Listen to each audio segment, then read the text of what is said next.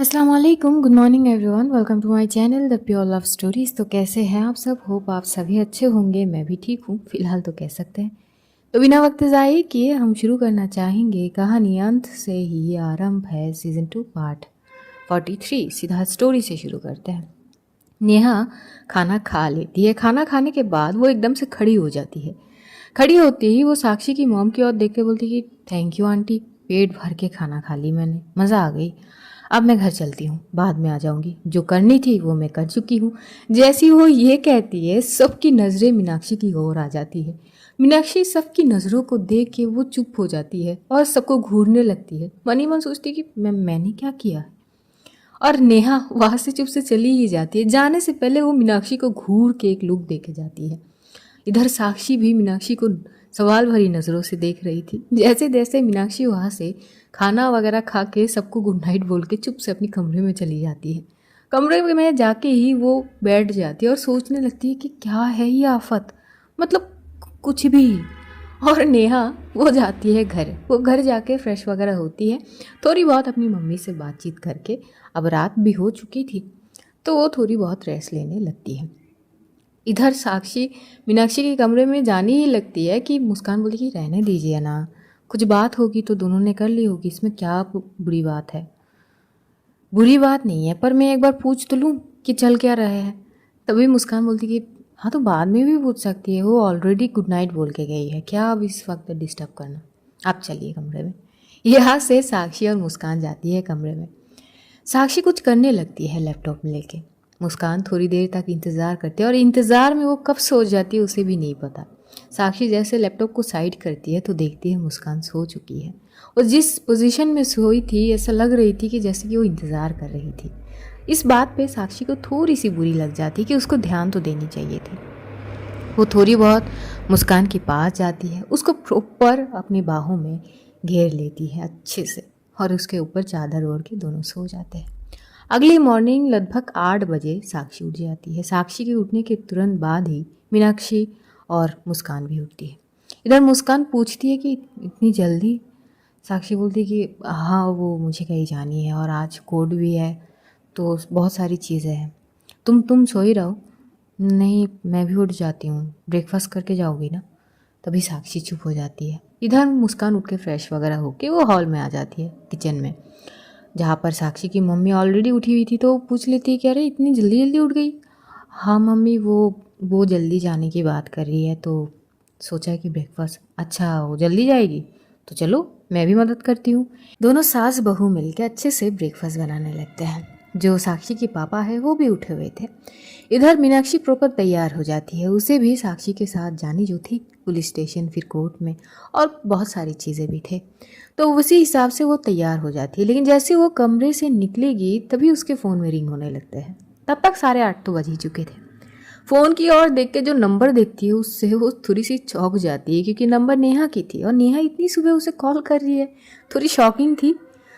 वो सोच ही रही थी कि कॉल उठाएगी कि नहीं उठाएगी। फिर उसे कल की वो इंसिडेंट याद आती है, नेहा ने जिस तरह से उस पर बरस पड़ी थी। यही सोचते हुए डरते डरते वो फ़ोन रिसीव कर लेती है। जैसे ही फ़ोन रिसीव कर लेती है आगे से नेहा की एक सॉफ्ट आवाज़, गुड मॉर्निंग, आई होप मैंने तुम्हें डिस्टर्ब नहीं की, और लाजमी है कि तुम अगर फ़ोन उठा ली हो तो मतलब तुम उठ ही गई हो। हाँ गुड मॉर्निंग। हाँ मैं उठ चुकी हूँ। अच्छी बात है। एक्चुअली मैं इतनी सुबह सुबह कॉल करी उसकी भी वजह है मेरे पास, क्योंकि बाद में तुम चली जाओगी तुम्हारी बहन के साथ और बिज़ी हो जाओगी। उसके बाद मैं चाहे जितनी भी हज़ार चिल्ला लूँ तुम फ़ोन उठाओगे नहीं। तो सोचा कि थोड़ी अर्ली कॉल कर ली थूँ। अब जी जी कहिए। वो मुझे तुमसे बात करनी है। जी जी बोलिए, मैं सुन रही हूँ। ऐसे नहीं, आमने सामने बात करनी है। कुछ चीज़ें पूछनी है तुमसे जो मैं कल पूछ नहीं पाई। अब इधर मीनाक्षी थोड़ी चुप हो जाती है। वो खुद ही सोचने लगती कि ऐसा क्या पूछनी थी इनको। वो सोच ही रही थी कि तभी वहाँ पर साक्षी आती है। साक्षी मीनाक्षी को देख के बोलती कि गुड मॉर्निंग, तुम उठ गई।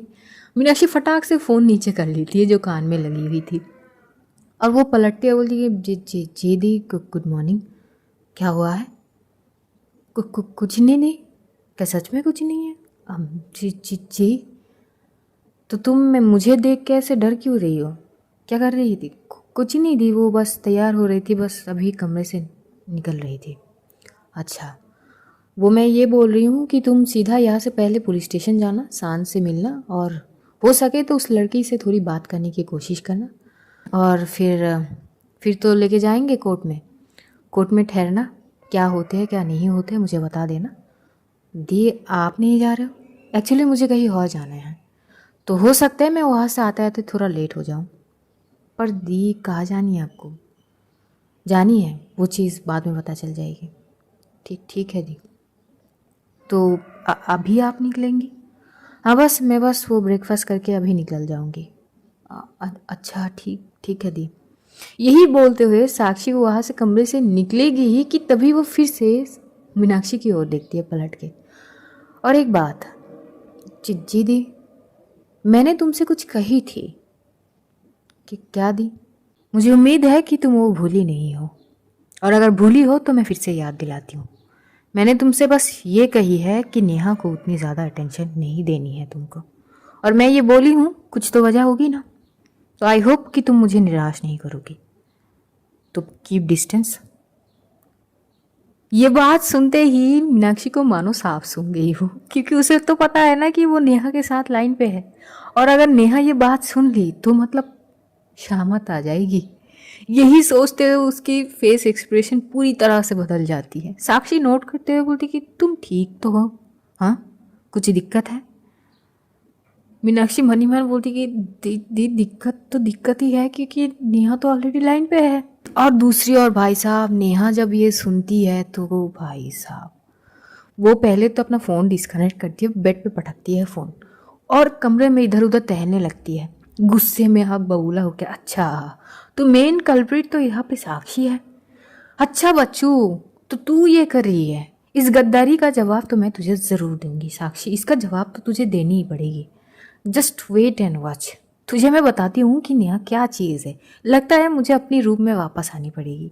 बहुत पोलाइटली बर्ताव कर रही हूँ आजकल तेरे से, तो कुछ ज़्यादा ही फुदक रही है ना।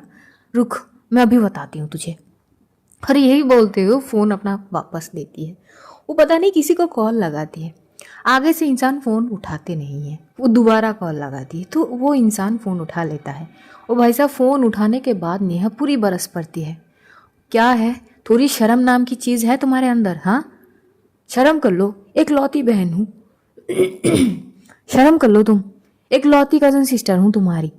कम से कम मैं जिंदा हूँ या मर गई ये भी खोज खबर ले लो। हाँ, ये नहीं, मतलब कितने साल हो गए हैं कि तुम एक बार मुझे कॉल करके ये नहीं पूछी कि दी आप कैसी हो। तभी सामने से एक लड़के का आवाज़, पर दी मैं बस आप ही की बात मान रहा था। आप ही ने कहे थे ना कि मैं आपसे कभी भी बात ना करूं। अच्छा, मैं बोल दूं और तुम हर बात मान जाओ, ऐसा तो तुम हो नहीं। मम्मी से तो ठीक से बात कर लेते हो तुम, बस मुझसे कर ही नहीं जाते तुमसे। दी अच्छा, आई एम सॉरी, मुझे माफ़ कर दीजिए।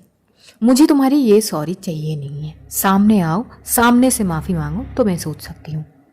वो लड़का शौक था और बोलती कि आर यू श्योर दी कि मैं आपके सामने आऊँ और आप मुझे माफ़ कर दोगे? मुझे कुछ नहीं पता, तुम मेरे सामने आके मुझसे माफ़ी मांगोगे बस, और आज ही की आज ही होनी चाहिए। दी आज कैसे हो सकता है? मैं आज आ ही नहीं सकता हूँ, मैं कल आ जाऊँगा, तुम देख लो। और यही बोलते हुए नेहा कॉल कट कर देती है। नेहा के चेहरे पे एक तीखी सी स्माइल थी। अब ये लड़का है कौन, ये तो आगे पता चल ही जाएंगे। उधर साक्षी ये बोल के कमरे से निकल जाती है। जैसी कमरे से निकलती है, इधर मीनाक्षी की तो पूरी होश उड़ चुकी थी। नेहा ये बात सुन चुकी होगी, यही बोल के वो जैसे ही फटाक से फ़ोन देखती है, तब तक फ़ोन तो डिस्कनेक्ट थी। तो एक लंबी सांस लेती कि चलो शुक्र है फ़ोन तो डिस्कनेक्ट हुई। लेकिन अब वो ये सोच रही थी कि नेहा ने क्या सुनी होगी। वो नेहा को कॉल लगाती है। नेहा फ़ोन रिसीव करती है और वो मीनाक्षी बोलने लगती है जी वो एक्चुअली दी आई थी। अब वो तभी नेहा बोलती है ठीक है, तुम्हारी दी आई थी और मुझे मम्मी बुलाई थी तो मैंने कॉल कट कर दी। मीनाक्षी एक लंबी सांस लेती कि चलो शुक्र है इसने कुछ नहीं सुना। तभी मीनाक्षी बोल देती कि वो एक्चुअली आज तो मिलना थोड़ी टफ है, हम बाद में मिल लेंगे। आपको जो जो भी पूछना है आप मुझसे बाद में पूछ लीजिएगा। नेहा इसमें कुछ नहीं बोलती कि ठीक है रखो फ़ोन। और वो खुद ही डिस्कनेक्ट कर देती है। इसमें जो मीनाक्षी है उससे ज़्यादा कुछ समझती तो नहीं है, बस वो ये तसल्ली कर लेती है कि चलो शुक्र है उसने कुछ सुनी नहीं है। अब मीनाक्षी को क्या पता कि आगे क्या क्या होने वाले है। इधर से साक्षी घर से निकल जाती है मुस्कान को बाय बोल के, और मीनाक्षी आके सबके साथ ब्रेकफास्ट वगैरह कर रही थी। तो मुस्कान बोलती कि वो थोड़ी अर्ली चली गई। तभी मीनाक्षी बोलती कि हाँ उनको पता नहीं कहाँ जानी थी शायद, तो इसीलिए वो अर्ली चली गई। अच्छा, वो उस केस के क्या कंडीशन है अभी, मतलब कहाँ तक पहुँची है? तो थोड़ी बहुत केस की बातें पूछ रही थी मुस्कान। इधर मीनाक्षी भी थोड़ी बहुत बात करके वो भी लगभग 9 बजे तक निकल जाती है। उसे जानी थी पुलिस स्टेशन, तो वो जाती है पुलिस स्टेशन, सांझ से मिलती है उस लड़की से, थोड़ी बहुत बात तो करने की कोशिश करती है जितना उससे हो पाए। मीनाक्षी हर वो प्रयास कर रही थी उस लड़की से बात करने की, कुछ तो डिफरेंट बताई ये लड़की, लेकिन हद थी कि ये लड़की अपनी जिद पे अड़ी थी। बस एक ही बात थी उसके पास, अपनी माँ को मारने की। इसके अलावा और कोई भी वो बात कर नहीं रही थी। आखिर में मीनाक्षी चुप हो जाती है और वो ये सारी चीज़ साक्षी को बता भी देती है टेक्स्ट पर। आखिर में जो सारे प्रोसीजर के हिसाब से उस लड़की को कोर्ट में लिए जाते हैं, वहाँ के जज के सामने इस केस की हर एक चीज़ को पेश करे जाते हैं। उस लड़की की बिहाफ में कुछ भी नहीं थी, सब उसके खिलाफ थे। कोई भी एविडेंस थी ही नहीं, जितनी भी थी बस उसके खिलाफ ही थे। अब इधर मीनाक्षी सोच रही थी अगर कुछ भी ना मिले तो बचाना मुश्किल है। अगर इस लड़की ने अगर कुछ भी ना करी हो तो वो निर्दोष है, और निर्दोष को ऐसे सज़ा मिलना, दिस इज़ नॉट गुड। पता नहीं क्यों मीनाक्षी को बहुत स्ट्रॉन्ग फीलिंग आ रही थी कि इस लड़की ने वो मर्डर करी नहीं है। कुछ तो चीज़ है जो यहाँ पे छूट रही है। उस लड़की की बाप भी उस कोर्ट में पहुँचता है। उसका जो नज़रिया था अपनी बेटी को देखने का वो थोड़ी डिफरेंट था। आखिर में वो बाप ही तो था, लेकिन वो बड़ी क्रूरता से अपनी बेटी को देख रहा था। मीनाक्षी बहुत देर तक शायद आंखों से कुछ समझने की कोशिश कर रही थी। कहते हैं आंखों की भाषा बहुत कुछ कह देते हैं, शायद वही चीज़ वो समझने की कोशिश कर रही थी। और उस लड़की के बिहाफ से कोई भी लॉयर थे नहीं कि लड़े, और ना ही कोई उतर पा रहे थे। अब पब्लिक का भी एक अलग ही क्राइसिस चल रहे थे वहाँ पे। सब यही डिमांड कर रहे थे कि लड़की की तरफ से कोई भी वो केस लड़े ना जाए, बस उसको सज़ा मिलनी चाहिए। एक अलग ही क्षोभ थे सबके अंदर। अब इतनी घिनौनी हरकत सबके नज़रिया से तो ठीक ही थी ना ये चीज़। कोर्ट सारी चीज़ें एक एक करके देख रही थी। उधर साक्षी वो किसी ऑफिस में बैठी हुई किसी के इंतज़ार में कि कब शायद उसकी बुलावा आए, हाथ में एक फाइल लेके हुई बस घड़ी की ओर हर थोड़ी देर में वो देख रही थी। तभी एकदम से एक इंसान आता है और बोलती कि इंस्पेक्टर साक्षी। तभी साक्षी खड़ी हो जाती है, बोलती कि हाँ जी सर आपको बुला रहे हैं। ठीक है। साक्षी एक लंबी सांस लेती है और फिर वो कमरे के अंदर जाती है। जाते ही वो एक लंबी सैल्यूट, जय हिंद सर। जय हिंद। अरे साक्षी आओ आओ, मुझे बस कुछ ही देर में पता चला कि तुम आए हो, वरना तुम्हें इंतज़ार नहीं करने पड़ते। नहीं सर इट्स ओके, एक्चुअली एकदम से चीज़ें करे जाए तो थोड़ी बहुत ऐसी हो जाती है। मैं कोई प्लानिंग करके नहीं आई हूँ सर, एकदम से आई हूँ, तो आई एम सॉरी अगर मैंने कोई आपको ज़्यादा। नहीं इट्स टोटली फाइन, तुम्हारे लिए कुछ भी। कहो अचानक मुझसे मिलना क्यों चाह रहे थे? सर एक्चुअली मुझे थोड़ी सी आपकी मदद चाहिए थी। मेरा मदद? भला साक्षी को मेरा क्या मदद चाहिए? चाहिए सर। किस मामले में साक्षी? सर ये फाइल है। तभी वो शख्स वो फाइल हाथ में लेता है और वो फाइल जैसे ओपन करता है, सिया भारद्वाज। जी सर, सिया भारद्वाज। जहाँ तक मुझे पता है ये तो एक मुजरिम है जो अभी शायद इस दुनिया में है नहीं। सर वो गलत इन्फॉर्मेशन। मतलब? एक्चुअली सर सिया भारद्वाज मेरी बहन है। जैसे ये बात सुनते हैं वो शख्स तो थोड़ा चौंक जाता है। वो साक्षी को बड़ी घूरते हुए देखते हैं और बोलते कि साक्षी तुम ठीक हो? तुम्हें पता है तुम क्या बोल रहे हो? यस सर, मैं अपनी होशो आवाज़ में कह रही हूँ, जो भी बोल रही हूँ। आप चाहो तो रिकॉर्ड कर सकते हो। ओके, आप एक बार ये फाइल देख लीजिए। वो शख्स थोड़ी बहुत चुप हो जाता है उस वक्त, थोड़ी सीरियस सिचुएशन आ जाता है। एक एक करके पन्ने को पलटे जाते हैं। थोड़ी थोड़ी पहले शौक होते जा रहे थे जैसे जैसे देख रहे थे, और आखिर तक पहुँचते पहुँचते उनकी आंखें थोड़ा और ज़्यादा बड़े हो गए थे। वो शौक थे और बस एक टक साक्षी की ओर देख रहे थे। और अगले पल वो अपनी हाथ से पेन को रखते बोलते कि साक्षी ये सब क्या है? आई एम सॉरी सर, माना कि ये कानून के खिलाफ है।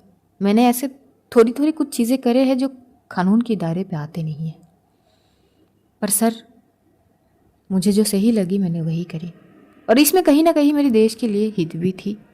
मैंने देश के खिलाफ जाके कुछ नहीं की, जो भी किया अपने देश के लिए किया, कुछ अपनों के लिए भी की।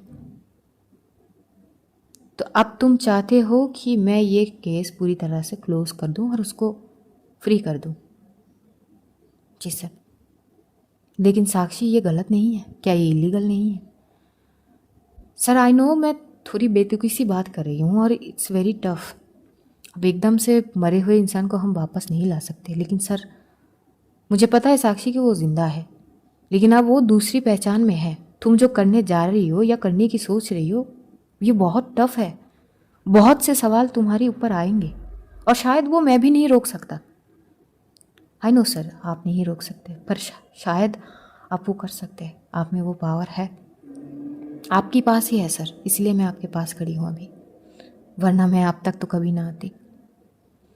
साक्षी मैं समझ रहा हूँ, पर तुम भी समझने की कोशिश करो। मैं भी कुछ चीज़ों के खिलाफ नहीं जा सकता सर, प्लीज़। मैं बहुत उम्मीद के साथ आपके पास आई हूँ, मेरी उम्मीद को ऐसे निराशा में मत बदलिए सर। ये चीज़ मेरी रिस्क पे होगी, पूरी जिम्मा मैं उठाऊंगी।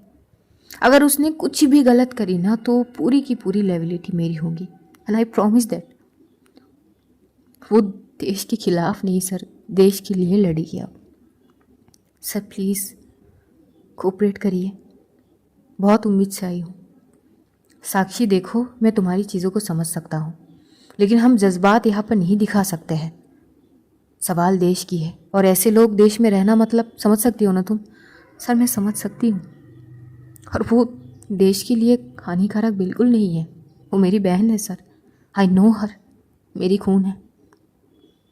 जैसे कि मेरे अंदर एक देशभक्ति है उसके अंदर भी है सर। बस कभी थोड़ी चीज़ों में भटक गई थी, और आप इस फाइल में देखिए ना सर, कुछ ठोस सबूत नहीं है उसके खिलाफ, बस प्रेजेंस सही है, और उससे ज़्यादा कुछ साबित कर नहीं पाएंगे कोई।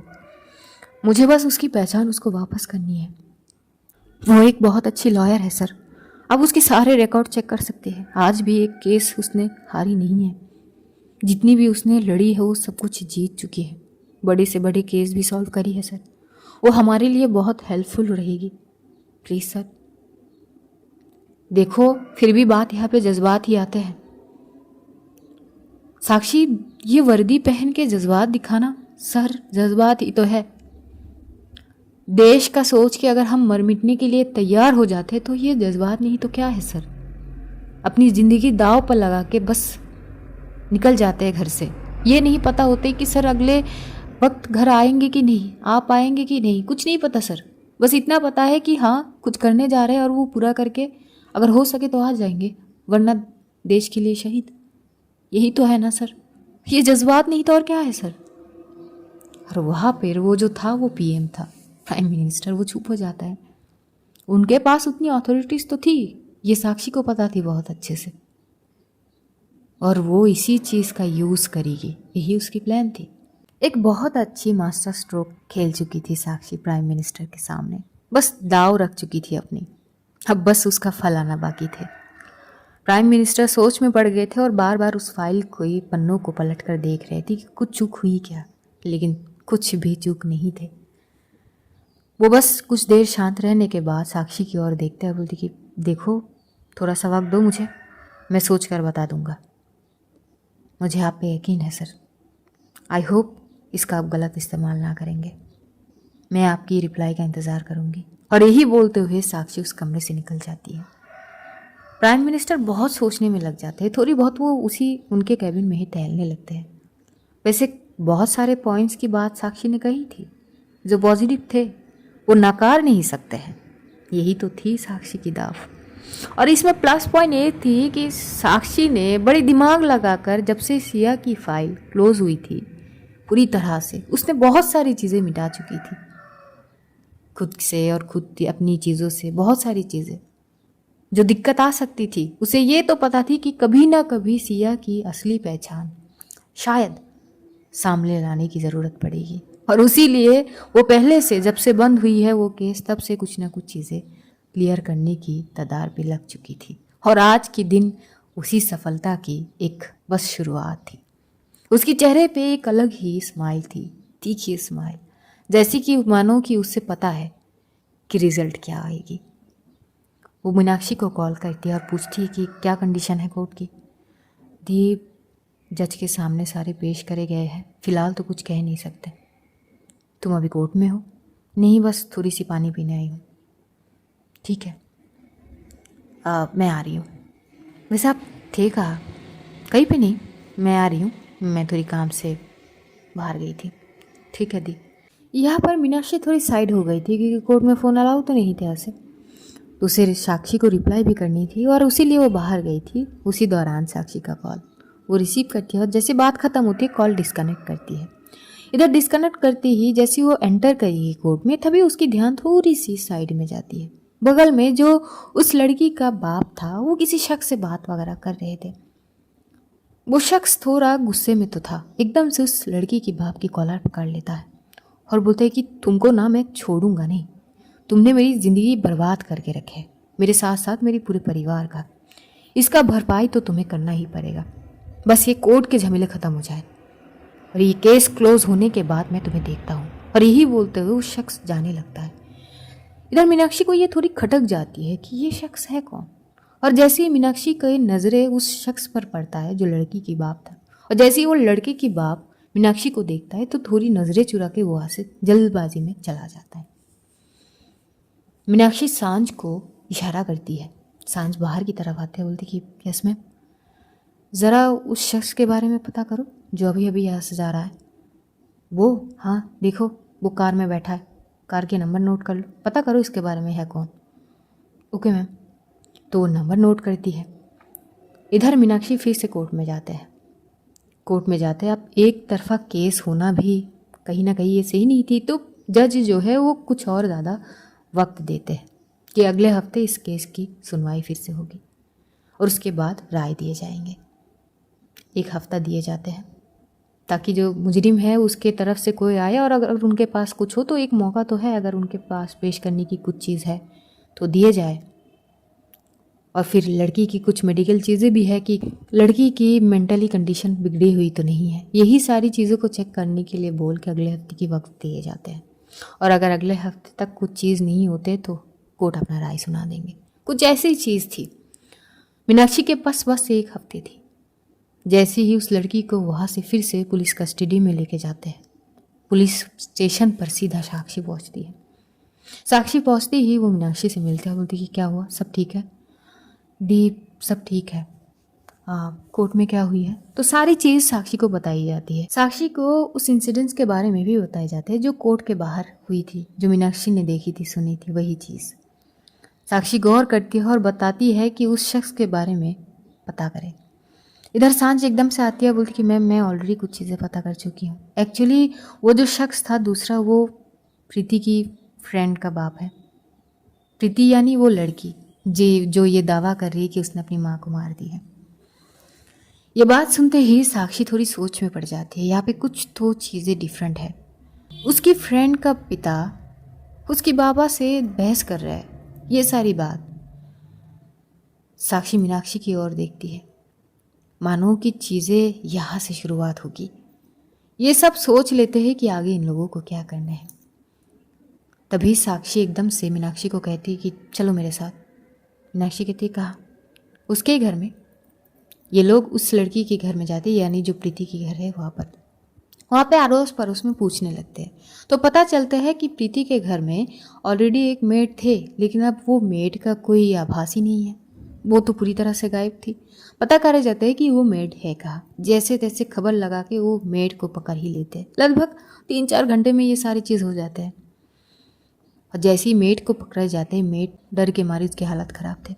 वो बस हाथ जोड़ के बोल रहा था कि मैडम मैंने कुछ नहीं किया, मैडम मुझे क्यों पकड़े हो, मैडम मैंने कुछ नहीं किया, मैडम जिस दिन वो हादसा हुआ, जिस दिन वो इंसिडेंस हुआ, मैडम मैं तो था ही नहीं, मैं तो छुट्टी में गया था मैडम। अच्छा, उसी दिन तुम्हें छुट्टी लेना था? हाँ, बेवकूफ़ समझ के रखे हो। इसको गिरफ्तार करो। डंडे जब पड़ेंगे ना पिछवाड़े पे तो सारी चीज़ आ जाएगी। मैडम मैडम मैडम, एक मिनट मैडम, मेरी बात तो सुन लीजिए। क्या कहना है तुम्हें? मैडम, भले ही मैं उस दिन नहीं था, पर मैं सच में मैडम उस दिन मेरा कुछ चीज़ें था, मैंने मालिक से छुट्टी मांग लिया और मालिक भी बिना कुछ कहे छुट्टी दे दिया। मालिक मतलब कौन? मैडम वो सरताज साहब, यानी प्रीति की पापा। ओके, और कुछ? मैं सच बोल रहा हूँ मैडम, माँ कसम बोल रहा हूँ, मैंने कुछ नहीं किया मैडम। बस उस दिन एवी सर से छुट्टी मांग लिया था और मालिक ने दे दिया था, बस। मैडम आप मुझसे जो भी सवाल करना चाहते हो मैं सारे सवाल का जवाब दे दूंगा, बस मुझे पकड़ के मत रखना। फिलहाल तो तुम्हें मेरे साथ ही जाने पड़ेंगे। वहाँ से इसको लेके पुलिस स्टेशन लाए जाते हैं, बहुत सवाल वगैरह करते हैं। तो कुछ कुछ चीज़ें ये पता चलते हैं कि आए दिन जो सरताज थे प्रीति के पापा और प्रीति की मम्मी के, आए दिन बहस होते रहते थे किसी लड़के को लेकर। पता नहीं कौन था वो लड़का, लेकिन बहस होते रहते थे। अब साक्षी को यह कुछ तो आभास हो रही थी। साक्षी सांझ को बोल देती है कि वो जो दोस्त है प्रीति का, उसके बारे में पता करे कहाँ पर है वो। और यही सारी चीज़ करते करते लगभग शाम हो ही गए थे। इधर नेहा, वो तो अपनी लैब में जा चुकी थी, अभी भी गुस्सा पिघली नहीं थी उसकी। साक्षी के ऊपर मानो अलग ही गुस्सा आई हुई थी, गुस्से गुस्से में अपनी सारी चीज़ कर रहे थे। इधर वो कॉल करती है साक्षी को शाम की थोड़ी पहले से। साक्षी थोड़ी शॉक होती है कि नेहा इस वक्त कॉल करी है। वो फ़ोन उठाती है, फ़ोन उठाते हुए बोलती कि हेलो। हाँ हेलो, तू तो कॉल करेगी नहीं, सोचा मैं ही कर लेती हूँ।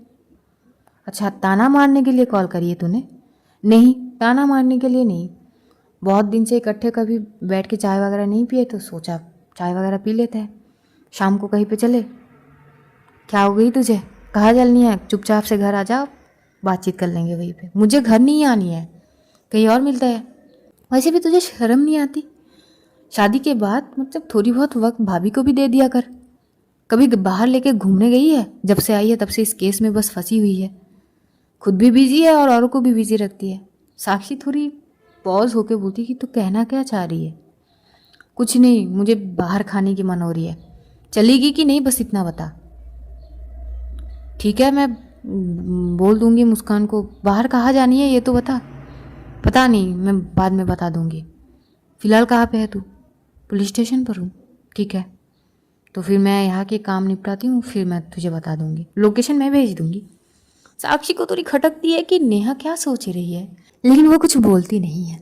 वो कॉल डिस्कनेक्ट करती है और उधर वो सारी चीज़ों में लग जाती है। यहाँ साक्षी को कुछ और चीज़ की भी इंतज़ार थी।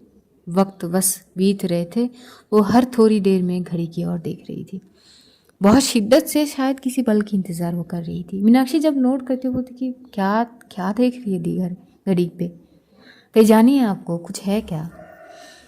हाँ जानी तो नहीं है, हाँ जानी है, वो नेहा को बाहर जानी है, उसको आज बाहर खाने की मूड हुई है, तो इसी वही बोल रही थी, पता नहीं कब कॉल आए तो जानी पड़ी। तुम भी साथ चलो, पर ध्यान रखना मैंने जो कही थी। हाँ दी, वो ध्यान में है। और एक और चीज़ है जिसकी मैं बेसब्री से इंतज़ार कर रही हूँ, बस एक बार वो खबर आ जाए। तभी साक्षी के फ़ोन में एक नोटिफिकेशन आती है। जैसी वो नोटिफिकेशन देखती है, उसके चेहरे पे एक बढ़िया सी स्माइल आ जाती है, वो तीखी सी स्माइल। मीनाक्षी कुछ समझ नहीं पाती है। साक्षी फटाक से मीनाक्षी के हाथ पकड़ के एकदम से लेके जाती है अपनी कैबिन पर, उसको बैठाती है और लैपटॉप ओपन करती है। सांझ भी थोड़ी शॉक थी, वो भी अंदर जा चुके थे इनके साथ। मीनाक्षी कुछ समझ नहीं पा रही थी कि अचानक दी ऐसे बर्ताव क्यों कर रही है। तभी जैसे वो लैपटॉप ओपन करती है, वहाँ पे एक लाइव टेलीकास्ट हो रहे थे जो कि खुद प्राइम मिनिस्टर के थे। वो बहुत सारी चीज़ें डिस्क्राइब कर रहे थे, खुलासा कर रहे थे, खास करके जो विक्रांत सेठ की चीज़ें थी वो प्रॉपर वो डिस्क्राइब कर रहे थे कि कैसे पकड़े गए, कैसे चीज़ें किए और इस केस में कितने लोग साथ दिए थे। हैरानी की बात ये थे कि वो बहुत अच्छी तरह से इस केस में वो सिया का डिस्क्राइब भी कर लेते हैं, कुछ इस तरह से जैसे कि सिया बहुत मदद करती है इस केस में और वो एक अहम हिस्सा है इस केस में। साक्षी ने दाव तो खेली थी, लेकिन उसका अंजाम ऐसे आएगी ये तो ना सोची थी। वो काफ़ी इम्प्रेस हो चुकी थी पीएम की इस कदम से। इधर जो मीनाक्षी थी वो इतनी शॉक थी कि उसे समझ कुछ नहीं आ रही थी। सांझ भी शॉक्ड। सिया का असली पहचान सबके सामने थे मीनाक्षी के रूप में। हर न्यूज़ चैनल में ये न्यूज़ चल रहे थे।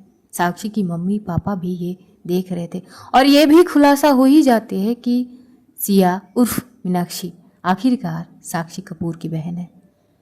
सब दंग रह जाते हैं। ये न्यूज़ की एक्सपेक्टेशन किसी ने भी नहीं करी होगी। सबके होश उड़ने के कगार पे थे। सिया जो कि एक मुजरिम है बहुत खतरनाक, जो कि मर चुकी थी एनकाउंटर में, अब वो वापस है, बच कैसे गई और देश के हित में। काफ़ी शॉकिंग न्यूज़ थी। और दूसरी ओर बैठे सलोनी जब ये न्यूज़ देखती है तो मानो वो शॉक थी और उसे समझ आ जाती है कि साक्षी ने कौन सा दाव खेली होगी। अगली पल में ही साक्षी के पास सलोनी की कॉल आती है। साक्षी फ़ोन उठाती है तो सलोनी बोलती है कि प्रेवो, मुझे तुझसे यही उम्मीद थी। आखिर क्या दिमाग लगाई है तूने, इतना तो मैंने नहीं सोची थी। वैसे तूने जब सिया की सारी रिपोर्ट्स वगैरह मुझसे मांग रही थी, मेडिकल चीज़ें, मुझे थोड़ी तो शक हुई। फिर मुझे लगी कि शायद केस क्लोज करने की चीज़ें में तुझे लगेगी, पर ये करेगी ये तो नहीं। पूरी दाव बदल दी तूने। इम्प्रेसिव, अच्छी चीज़ है, क्या दिमाग लगाई है। इतनी तारीफ सुनने के बाद साक्षी बोलती कि हाँ ठीक है, मैं पहले से सोच के रखी थी, मुझे उसकी पहचान को सामने लानी थी। अच्छी बात है, तो अब पूरी तरह से वो आज़ाद है ना? हाँ, कुछ कुछ चीज़ें फिर भी फेस करने पड़ेंगे, ठीक है, देख लेंगे।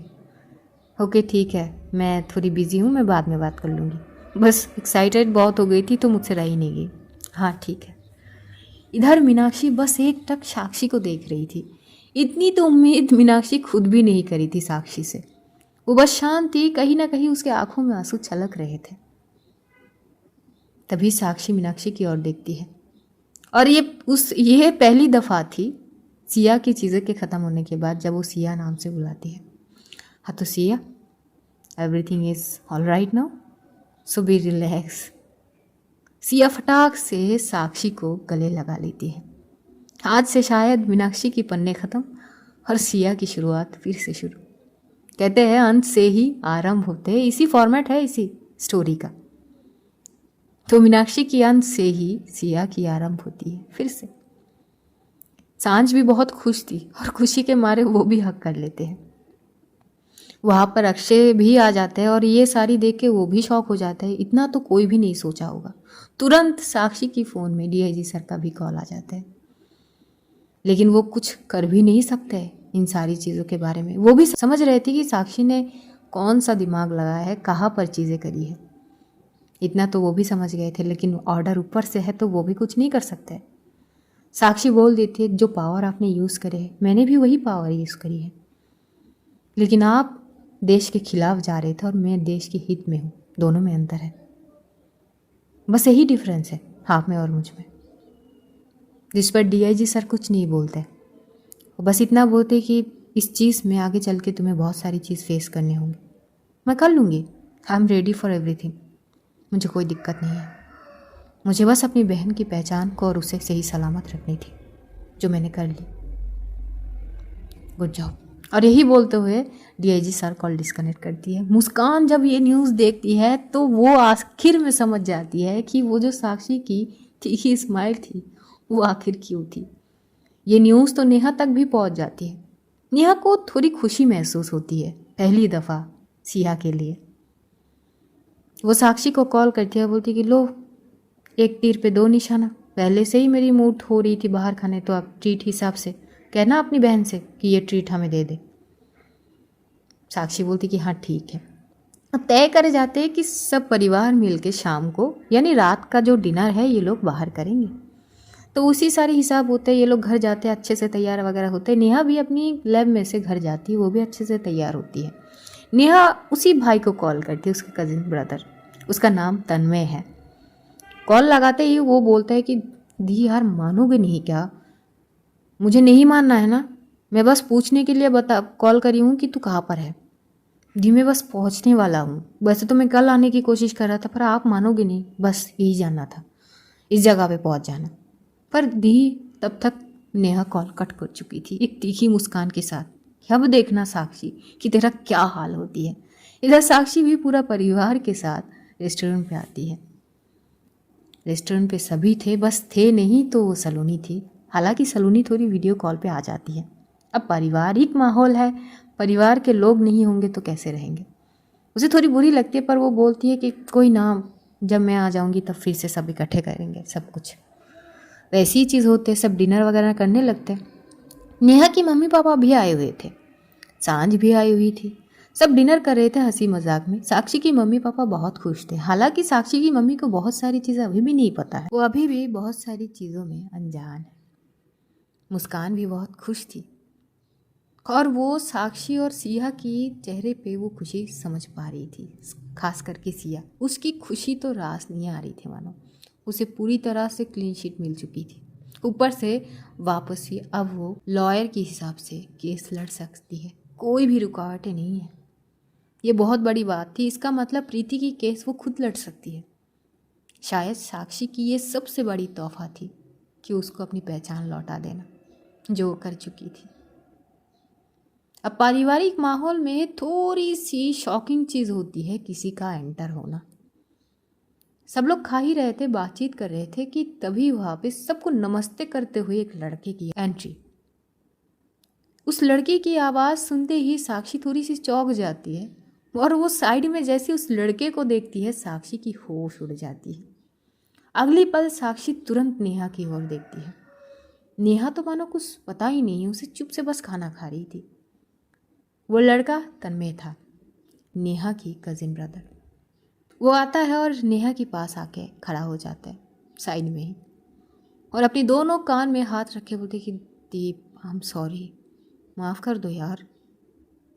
नेहा अपनी हाथ से वो खाने चीज़ रखती है जो प्लेट थी उसके हाथ में। तन्मय की ओर देखता है, बोलती कि तुम क्या सोच के आए हो यहाँ पर। तन्मय थोड़ा शॉक था और वो बोलती कि दीप सॉरी ना, माफ़ कर दो। ठीक है, माफ़ कर दिया, तुम भी क्या याद रखोगे। साक्षी बस शांत खड़ी थी और घूर के नेहा को देख रही थी। साक्षी का शौक होना सबके लिए अलग ही शॉकिंग की रीज़न तो थी। किसी को कुछ समझ ही नहीं आ रहे थे। साक्षी नेहा की ओर देखे बोलती कि नेहा, ये सब क्या है। नेहा साक्षी की ओर देखे बोलती कि क्या, कुछ नहीं, वो आया है यहाँ पर, कुछ काम से आया ना। अब हाँ दी, हाँ बस कुछ काम से आया है, तो मुझसे बोला था कि मैं मिल लूँगा, मैंने हामी भर दी बस। साक्षी की नज़रें बता रही थी बहुत कुछ। मुस्कान को थोड़ी अजीब लगती कि क्या सीन है। मुस्कान सिया से पूछती कि कौन है ये। सिया को इतनी तो गहरी चीज़ें पता नहीं थी। तन्मय के बारे में सिया को कुछ नहीं पता थी। सिया बोलती कि आई डोंट नो। मुस्कान साक्षी की मम्मी से पूछती है। साक्षी की मम्मी बस ये बता देती है कि ये नेहा का कज़िन ब्रदर है, हमें तो बस इतना पता है। और कुछ हुए थे इन दोनों के बीच, नेहा और तन्मय के बीच, तो थोड़ी बहुत बहस हो गई थी। उसके बाद नेहा तन्मय से गुस्सा थी, यही पता थी। अरे अचानक आज ये ऐसे। मुस्कान बोलती कि तो ये क्यों शौक है, ये तो मुझे पता नहीं। तो आज कहानी हम यहीं पर रखते हैं। अब ये तन्मय कहाँ से आ टपका और इसका क्या सीन है, ये तो हम अगले एपिसोड में जानेंगे। अब नेहा ने कौन से दाव खेले हैं, एक से बढ़कर एक खिलाड़ी है। अब जानेंगे आगे कौन सा खेल खेले जाते हैं। तब तक अपना ध्यान रखिए, अपनों का ध्यान रखिए, ढेर सारा प्यार बांटिए, खुश रहिए, खुशियाँ बांटिए। Love you guys, see you soon. बहुत जल्द फिर से मुलाकात होगी, तब तक के लिए खुदाफिज, बाय बाय, टाटा।